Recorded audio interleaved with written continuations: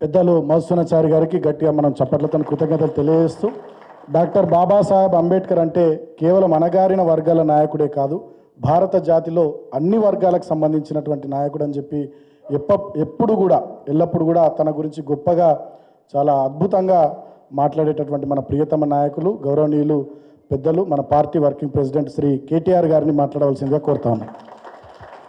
జై భీమ్, జై తెలంగాణ.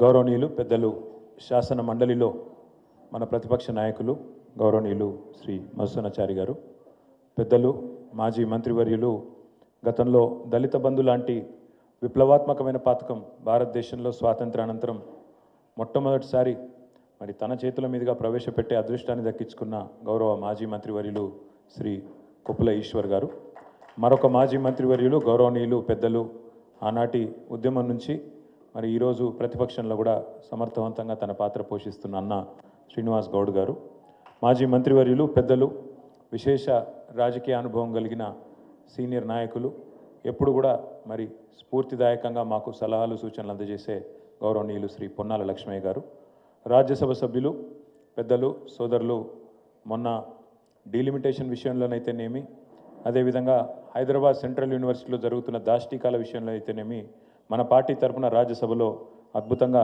ప్రసంగించిన గౌరవనీయులు వద్దిరాజు రవిచంద్ర గారు, ఒక పోలీస్ అధికారిగా అత్యున్నత స్థాయిలో అడిషనల్ డైరెక్టర్ జనరల్ ఆఫ్ పోలీస్గా పనిచేస్తూ ఇంకా 8 సంవత్సరాల అనుభవం, 8 సంవత్సరాల అక్కడ అవకాశం ఉన్నా, సర్వీస్ ఉన్నా దాన్ని వదిలిపెట్టి ఇవాళ అధికార పార్టీ ఏ ఆఫర్ కావాలంటే ఆ ఆఫర్ ఇస్తానంటే కూడా అవన్నీ పక్కన పెట్టి కేసీఆర్ గారి నాయకత్వంలోనే తెలంగాణకు సంపూర్ణ న్యాయం జరుగుతుందని చెప్పి వాళ్ళ మనతో పాటు ఒక సైనికుడిలా ముందుకు పరుగు పెడుతున్న గౌరవనీయులు ఆర్ఎస్ ప్రవీణ్ కుమార్ గారు, తమ్ముడు ఎస్సీ ఎస్టీ కమిషన్ మాజీ అధ్యక్షుడు సోదరుడు ఎర్రోల శ్రీనివాస్ గారు, పెద్దలు శ్రీమతి తుల ఉమ గారు, కరీంనగర్ జిల్లా పరిషత్ మాజీ అధ్యక్షులు, మాజీ మంత్రివర్యులు రాయేశం గౌడ్ గారు, మాజీ రాజ్యసభ సభ్యులు పెద్దలు చంద్రశేఖర్ రెడ్డి గారు, ఎమ్మెల్సీ దాసోజి శ్రవణ్ గారు, తమ్ముడు బాల్కా సుమన్ గారు, ఇంకా రాజీవ్ సాగర్ గారు, మాజీ ఎమ్మెల్సీ సోదరులు సుభాష్ రెడ్డి గారు, వేదిక పైన ఆసీనులైన ఎంఎన్సీ నన్న ఇంకా అందరికీ పేరు పేరున, అదేవిధంగా వేదిక ముందు ఆసీనులైన పెద్దలకు, పత్రికా మిత్రులకు పేరు పేరున అందరికీ హృదయపూర్వకంగా డాక్టర్ బాబాసాహెబ్ 135వ జయంతి ఉత్సవ శుభాకాంక్షలు మీ అందరికి కూడా తెలియజేసుకుంటా ఉన్నాను. ముందుగా డాక్టర్ బాబాసాహెబ్ గురించి పెద్దలు చెప్పిన అన్ని విషయాలతో ఏకీభవిస్తూ ఒక 2 విషయాలు వారి గురించి నాకు తెలిసినవి, నేను అధ్యయనం చేసినవి మీ ముందు పెట్టాలనుకుంటా ఉన్నాను. మొన్న చెన్నైలో తమిళనాడు ముఖ్యమంత్రి ఎంకే స్టాలిన్ గారు ఈ దక్షిణాది రాష్ట్రాలకు, ముఖ్యంగా ఈ దేశంలో చాలా ప్రోగ్రెసివ్గా ముందుకు పోతున్న రాష్ట్రాలకు కేంద్ర ప్రభుత్వ వైఖరి వల్ల ఇప్పుడు ఏదైతే డీలిమిటేషన్ అని చెప్పి మన గొంతు కోసే ప్రయత్నం చేస్తున్నారో, గొంతు నొక్కే ప్రయత్నం చేస్తున్నారో దానికి సంబంధించి ఒక సమావేశం పెడుతున్నాం, మీరు మీ పార్టీ తరఫున మరి ప్రతినిధులను పంపండి అని మన పార్టీ అధ్యక్షులు పెద్దలు కేసీఆర్ గారికి వారికి ఉత్తరం రాయడం జరిగింది. సరే, కేసీఆర్ గారు నాతో పాటు వర్కింగ్ ప్రెసిడెంట్గా నాతో పాటు మన రాజ్యసభ సభ్యులందరినీ కూడా ఆ సమావేశానికి హాజరుగమ్మని చెప్పి మమ్మల్ని పంపించడం జరిగింది. ఆ క్రమంలో ఈ డీలిమిటేషన్ గురించి కొంత అధ్యయనం చేస్తూ ఉంటున్నాను. ఏం మాట్లాడాలా, ఏం చెప్పాలా, ఏం చెప్తే బాగుంటుంది అని చదువుతున్నప్పుడు నేను అనుకోకుండా ఆనాడు రాజ్యాంగం రాసే క్రమంలో, రాజ్యాంగాన్ని రూపొందించే క్రమంలో భారతరత్న డాక్టర్ బాబాసాహెబ్ అంబేద్కర్ గారి నేతృత్వంలోని కమిటీ ఏదైతే ఉండేనో, చాలామంది మేధావులతో కూడిన కమిటీ, దానికి చైర్మన్గా డాక్టర్ బాబాసాహెబ్ ఉండే.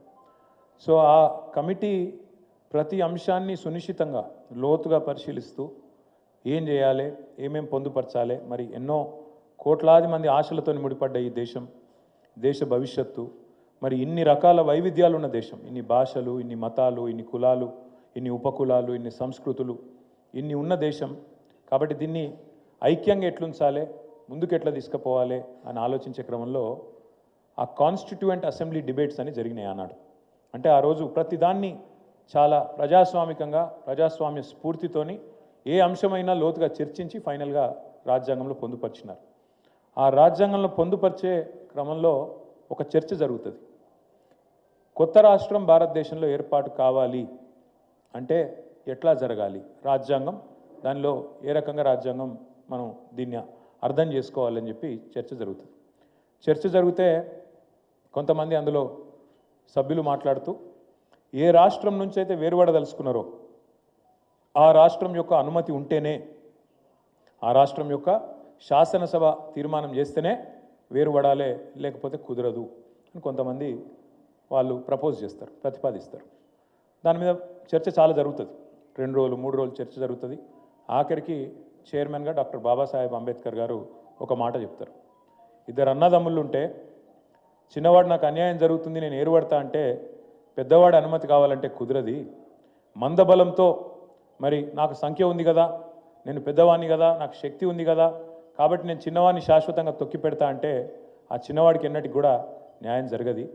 ఇదే సూత్రం కొత్త రాష్ట్రానికే కాదు, అల్పసంఖ్యాకులుగా ఉండే మైనారిటీలకు వర్తిస్తుంది, తక్కువ సంఖ్యలో ఉండే మరి ఇతర వర్గాలకు కూడా వర్తిస్తుంది. అదే మాదిరిగా అంటే దానికి ఒక అద్భుతమైన మాట వాడతారు వారు, టిరనీ ఆఫ్ మెజారిటీ. టిరనీ ఆఫ్ మెజారిటీ అంటే మందబలంతో అవతలడు గొంతు నొక్కేడు, అది ఉండకూడదు, ప్రజాస్వామ్యంలో అది కరెక్ట్ కాదు అని మాట్లాడి పొట్లాడి అందరిని ఒప్పించి మెప్పించి ఆర్టికల్ 3లో కొత్త రాష్ట్రాల ఏర్పాటుకు మరి ఆ ఉన్న రాష్ట్రం యొక్క అనుమతి అవసరం లేదు అని పెట్టి ఇవాళ మనం తెలంగాణలో మాట్లాడుతున్నామంటే దానికి కారకుడు ఒకే ఒక్కరు, పెద్దలు డాక్టర్ బాబాసాహెబ్ అంబేద్కర్. అంటే ఆయన ముందు చూపు గురించి చెప్పడానికి, అంటే ఆయన దశాబ్దాల తర్వాత వచ్చే పరిణామాలను కూడా ఊహించి ఎట్లా అర్థం చేసుకోవాలి భారత సమాజాన్ని ఆలోచించి తర్కంతో లాజికల్గా ఆయన తీసుకున్న ఆనాటి ఒక నిర్ణయం మనకు అల్టిమేట్గా రాష్ట్రం ఏర్పడడానికి దోహదపడ్డది. కానీ ఇవాళ 78 సంవత్సరాలు స్వాతంత్రం వచ్చిన తర్వాత, రాజ్యాంగం అమల్లోకి వచ్చిన తర్వాత దాదాపుగా మరి 73 సంవత్సరాలు. ఒకసారి మనం ఆలోచించాల్సిన అవసరం ఉంది. అంటే బాబాసాహెబ్ యొక్క ముందు చూపు, ఆయన ఆలోచన ఎంత గొప్పదంటే, ఆయన నిజంగా చెప్పాలంటే కొంతమంది కేవలం ఆయన కొన్ని వర్గాలకు నాయకుడు, అందులో ముఖ్యంగా ఆయన దళిత జాతిలో పుట్టిండు కాబట్టి, దళిత బిడ్డ కాబట్టి ఆయన దళిత జాతికి మాత్రమే నాయకుడు అన్నట్టుగా కొంతమంది ఆయనని తక్కువ చేసే ప్రయత్నం చేస్తారు. కానీ వాస్తవం ఒక మహాత్మా గాంధీ, ఒక జవహర్లాల్ నెహ్రూ, వారితో పాటు కొట్లాడిన ఇంకా వేలాది లక్షలాది మంది స్వాతంత్ర సమరోద్యమంలో ఎంత కీలక పాత్రనైతే పోషించిండ్రో, స్వాతంత్రానంతరం ఇవాళ ఆధునిక భారతానికి నిజంగా చెప్పాలంటే ఒక అద్భుతమైన పునాదేసిన వారందరి సమకాలికుడు, వారందరితో పాటు ధీటైన నాయకుడు డాక్టర్ బాబాసాహెబ్ అంబేద్కర్ అనడంలో ఎవరికి రెండో ఆలోచన అవసరం లేదు. వాస్తవం అది. అంత గొప్ప రాజ్యాంగాన్ని రాసింది వారు. అంత గొప్ప రాజ్యాంగం అని ఎందుకంటున్నా అంటే, ఒక్కసారి మీరు ఆలోచించండి. దేశానికి స్వాతంత్రం వచ్చినాడు ఇవాళ చాలామంది తెలిసి తెలియక ఏదో మాట్లాడతారు, ఎప్పుడు దేశం ఇట్లే ఉండే అన్నట్టు మాట్లాడతారు. ఎప్పుడు దేశం ఇదే రూపంలో లేకుండే. ఆనాడు 565 ప్రిన్స్లీ స్టేట్స్ ఇండియాలో, భారతదేశంలో చిన్న చిన్న టుకుడాలు. ఇవాళ 28 రాష్ట్రాలు ఉన్నాయి. అయాల 565 చిన్న చిన్న రాజులు, సామంత రాజులు, జమీందారులు, వాళ్ళ కింద ఇంకోడు 565 ప్రిన్స్లీ స్టేట్స్ అందరు వాటి. ఇది ఆనాటి పరిస్థితి. ఇక మీకు తెలుసు ఎన్ని భాషలు, ఎన్ని మతాలు, ఎన్ని కులాలు, ఎన్ని ఉపకులాలు, ఎన్ని సంస్కృతులు. నలుగురు కలిసి ఉండాలంటే చాలా కష్టం. నలుగురు మనుషులు కలిసి ఉండాలంటే ఏదో ఒకటి చూసుకుంటారు. వాని కులం నాది ఒకటి కాదనో, వాని మతం నాది ఒకటి కాదనో, వాని భాష నాది ఒకటి, ఏదో ఒకటి మొత్తానికి కలిసి ఉండు కష్టం. మరి అట్లాంటిది ఇన్ని వైవిధ్యాలు ఉన్న ఈ దేశాన్ని శాశ్వతంగా ఒక సుదీర్ఘకాలం ఉండాలి, కలిసి ఉండాలి అంటే ఏం చేయాలి అని ఆలోచన చేసి డాక్టర్ బాబాసాహెబ్, ఆ తర్వాత మొట్టమొదటి SRC doctor Fazal Ali, supreme court మాజీ జడ్జి, అందరూ కూడా ఆలోచించి చాలామంది మేధావులు గట్టి పునాది పడాలి, దేశం ఐక్యంగా ఉండాలి, భవిష్యత్తులో కూడా విచ్ఛిన్నం కావద్దు. ప్రపంచంలో ఎన్నో దేశాలు విచ్ఛిన్నం అవుతున్నాయి, కానీ మన దేశం అట్లా కావద్దు, శాశ్వతంగా ఈ దేశం అజరామరంగా ఉండాలని చెప్పి ఆలోచన చేసి ఆనాడు భాష అనే ప్రాతిపదికన మొదటి ఎస్ఆర్సి పేరిట వారు మరి రాష్ట్రాలు ఏర్పాటు చేయాలని ఒక ఆలోచన తీసుకొని వస్తారు. అప్పుడు కూడా డాక్టర్ బాబాసాహెబ్ ఒక మాట చెప్పిండు. ఆనాడే ఆయన ఎంత గొప్పవాడంటే, భాషా ప్రాతిపదిక రాష్ట్రాలు అనే మాట వచ్చినప్పుడు ఆయన ఒక గొప్ప మాట చెప్పిండు. అది కూడా మనం గుర్తు చేసుకోవాలి ఈరోజు. ఒక రాష్ట్రంలో ఒక భాష ఉండాలనేది మంచి ఆలోచననే, ఎందుకంటే అట్లా కొంత సారూప్యత ఉంటుంది, ఒకరితో ఒకరు అదే భాషలో మాట్లాడుకునే కథ ఉంటుంది, పంచాయతీలు తక్కువైతాయి అని చెప్పుకుంటూ ఒక రాష్ట్రంలో ఒక భాష ఉండాలనేది మంచి ఆలోచననే.